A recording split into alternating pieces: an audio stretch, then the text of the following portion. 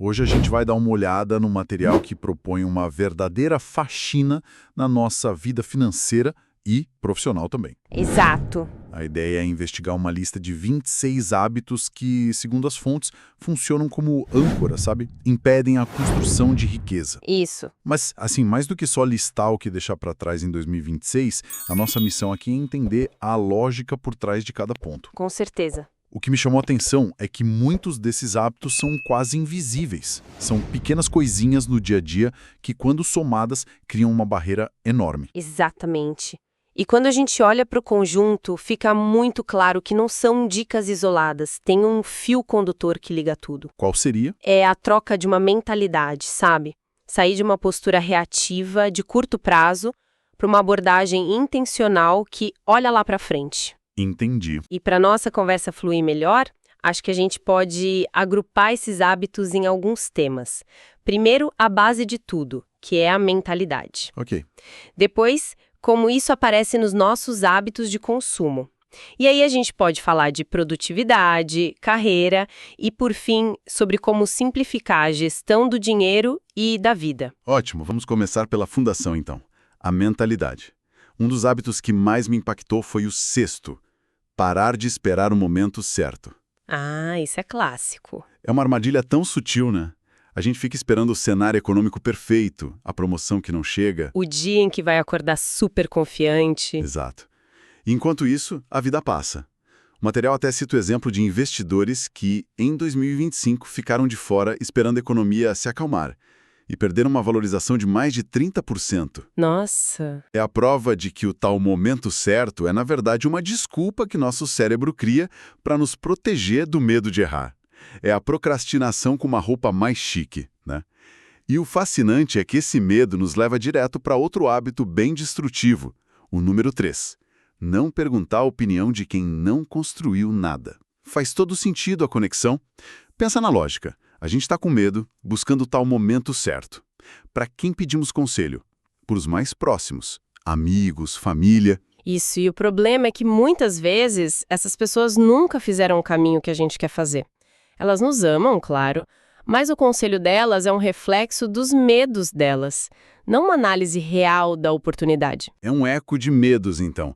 A pessoa com medo pergunta para outra com medo e a resposta é quase sempre: melhor não arriscar, espera mais um pouco. O resultado é a paralisia. Ninguém sai do lugar.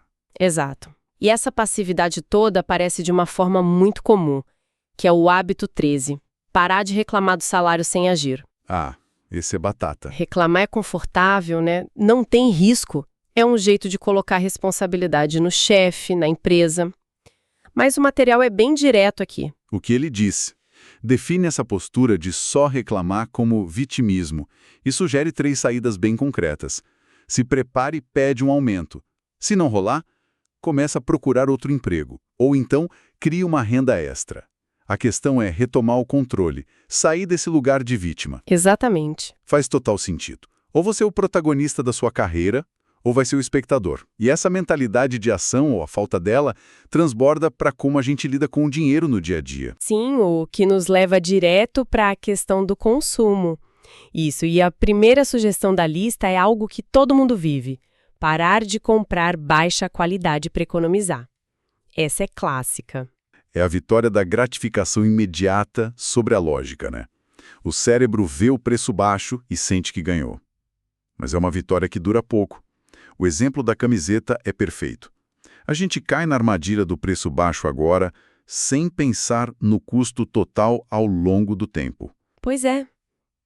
Se uma camiseta de R$ 50 que tem que ser trocada a cada 6 meses, vai custar R$ 300 em 3 anos.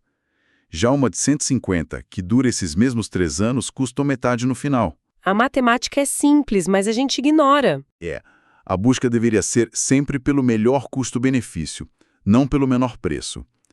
E para combater essa impulsividade, essa busca pela recompensa de agora, o material sugere uma ferramenta prática, a regra das 72 horas, é o hábito 14.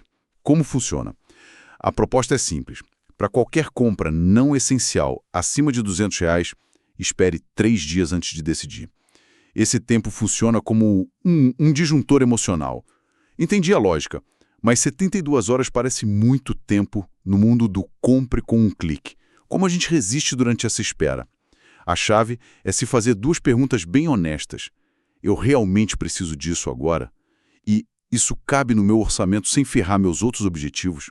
E funciona. Segundo o estudo que eles citam, em 90% dos casos, a euforia da compra simplesmente some. A necessidade se revela um mero desejo. A lógica vence a emoção. Interessante. E falando em dinheiro que some sem a gente ver, tem outro ponto crucial. O hábito 25. Ignorar os pequenos gastos recorrentes. Os famosos assassinos silenciosos do patrimônio. As assinaturas de streaming, o cafezinho, o delivery. Isso. Coisas que sozinhas parecem inofensivas. R$ 40 da Netflix, 30 do Spotify, 150 da academia que a gente nem vai tanto. O poder destrutivo está no piloto automático, né? Exatamente, a gente assina e esquece.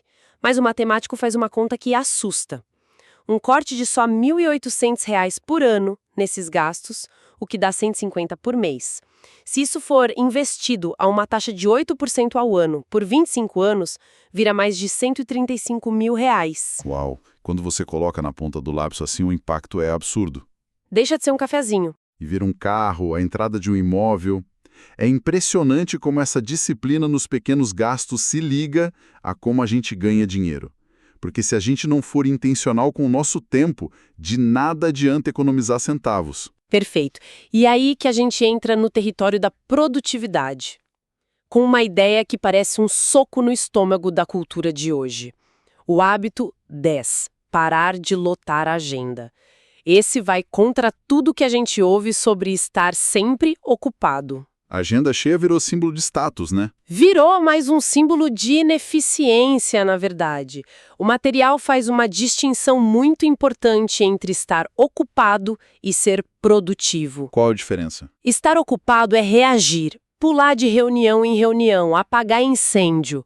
Ser produtivo é ter tempo para pensar, para criar. Os exemplos são fortes. Bill Gates e a Think Week dele, uma semana isolado só para pensar. Isso, e o Warren Buffett que diz que passa 80% do tempo lendo. O espaço em branco na agenda não é tempo perdido, é onde o trabalho de verdade acontece. Isso implica em proteger o tempo com unhas e dentes. O que me leva ao hábito 5, parar de dizer sim para tudo. Simples de entender, mas dificílimo de aplicar. A gente diz sim para não desagradar, para parecer prestativo, mas a frase-chave aqui é: todo não é um sim para outra coisa mais importante.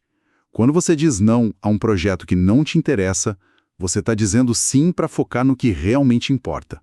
É uma troca. Sempre. O material cita Buffett de novo.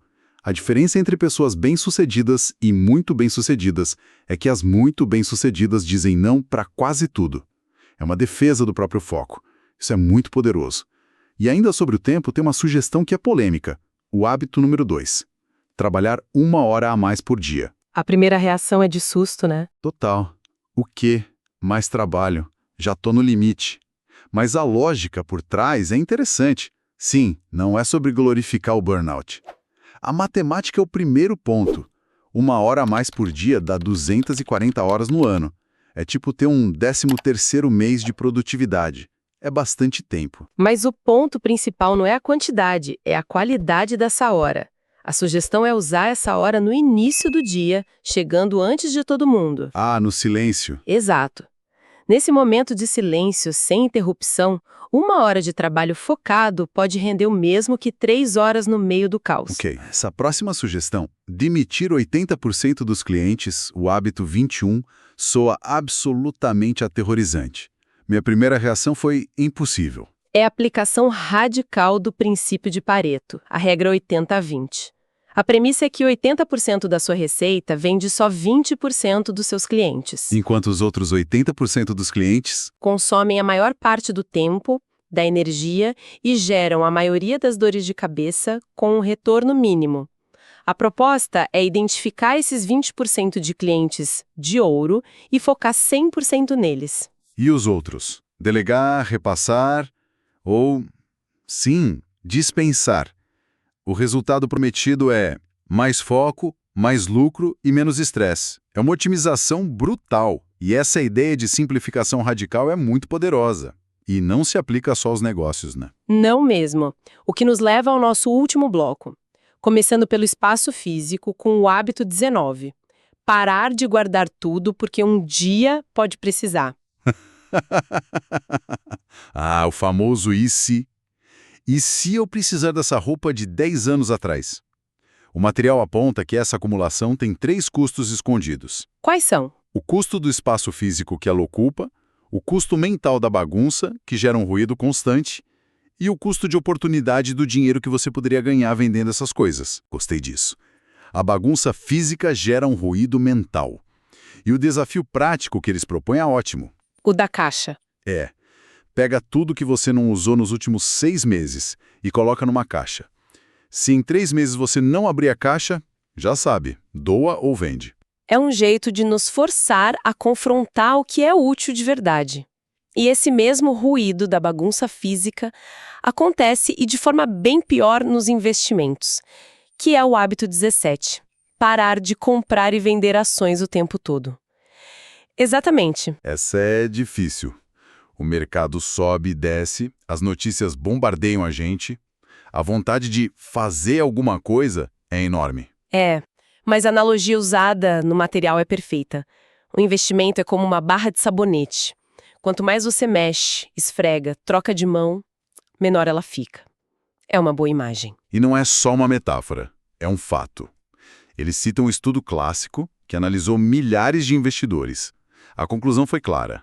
Os investidores que mais giravam a carteira, comprando e vendendo o tempo todo, tiveram um desempenho muito pior. Pior por quê? Principalmente por causa dos custos de transação e dos impostos. O retorno deles ficou, em média, 10% abaixo da média do mercado. A paciência aqui não é só uma virtude, é uma estratégia lucrativa. Menos é mais, literalmente. E para fechar esse ciclo de simplificação, o último hábito, 26, fala da simplificação mais profunda de todas, a emocional. Pedir desculpas. À primeira vista parece não ter relação com finanças, mas a conexão é total. Como assim? A metáfora usada é de carregar uma bola de boliche amarrada aos pés. Guardar rancor, sentir culpa, remoer arrependimentos. Tudo isso é um peso morto. Consome energia. Uma energia mental e emocional gigantesca. Energia que poderia estar sendo usada para construir, para focar nos objetivos, perdoar os outros e, o mais difícil, perdoar a si mesmo pelos erros. É um ato de liberar essa energia. É cortar a corda da bola de boliche para seguir em frente com mais leveza. É a bagagem emocional que a gente carrega e nem percebe o peso. Olhando para tudo que a gente conversou, o que fica para mim é que a construção de riqueza é menos sobre uma grande tacada de sorte e muito mais sobre a consistência de centenas de pequenas decisões. É uma ótima síntese. É sobre ser intencional com a mentalidade, com o dinheiro, com o tempo e até com as nossas emoções. Exatamente, e só para deixar uma última provocação para quem nos ouve. O material se concentra em 26 hábitos para eliminar. Mas isso me fez pensar no inverso. No que adicionar? Isso. Se você pudesse adicionar um único hábito-chave, qual seria aquele capaz de derrubar vários desses outros 26, como um efeito dominó? Interessante seria o hábito de revisar seus objetivos toda semana, para manter o foco. Seria o hábito de ler 30 minutos por dia, ou talvez o hábito de, antes de toda decisão importante, se perguntar: isso me aproxima ou me afasta da pessoa que eu quero me tornar? A nossa discussão hoje parte de um material que lista uma série de hábitos a serem abandonados para construir riqueza. E isso, claro, nos leva a uma questão central sobre a filosofia do enriquecimento. Será que o caminho mais eficaz é mesmo o do sacrifício agressivo, da otimização implacável? Ou será que é uma abordagem mais equilibrada, né? Focada numa produtividade que seja sustentável a longo prazo? Eu vou defender aqui que essa obsessão pela otimização pode ser, na verdade, um tiro no pé e que a verdadeira construção de riqueza vem de sistemas que evitam o esgotamento. Olha, para mim, sinceramente, não tem muito mistério. A riqueza é construída ali na margem, sabe? No desconforto. Isso exige uma mentalidade de otimização agressiva. O material sugere, por exemplo, trabalhar 1 hora a mais por dia. A matemática, assim, ela é simples e até brutal. Isso equivale a 1 mês extra de produtividade por ano. É uma vantagem competitiva direta. O mesmo vale para a regra de demitir 80% dos clientes para focar nos 20% que realmente trazem resultado.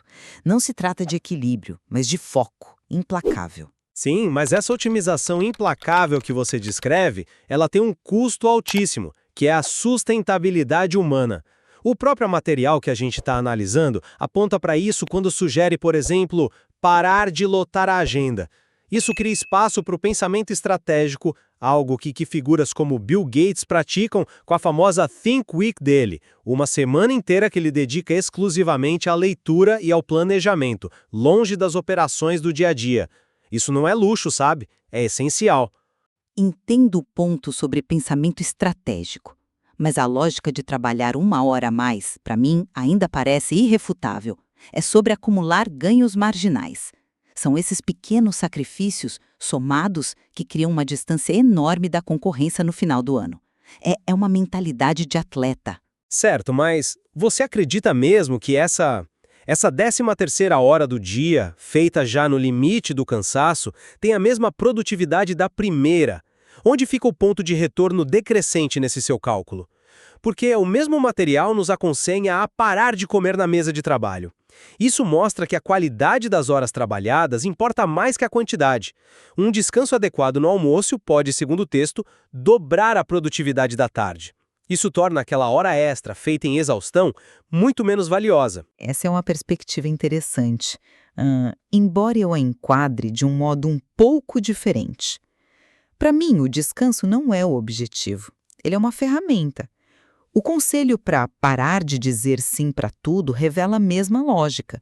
Pessoas bem-sucedidas protegem seu tempo e sua energia de forma agressiva para aplicá-los onde realmente importa. O bem-estar, ele serve à produtividade e não o contrário. A pausa do almoço não é para se sentir bem, é para produzir mais à tarde. Mas essa visão do descanso como uma mera ferramenta ignora completamente o fator motivação, que é o combustível de longo prazo. É aí que entram os hábitos como comemorar pequenas vitórias.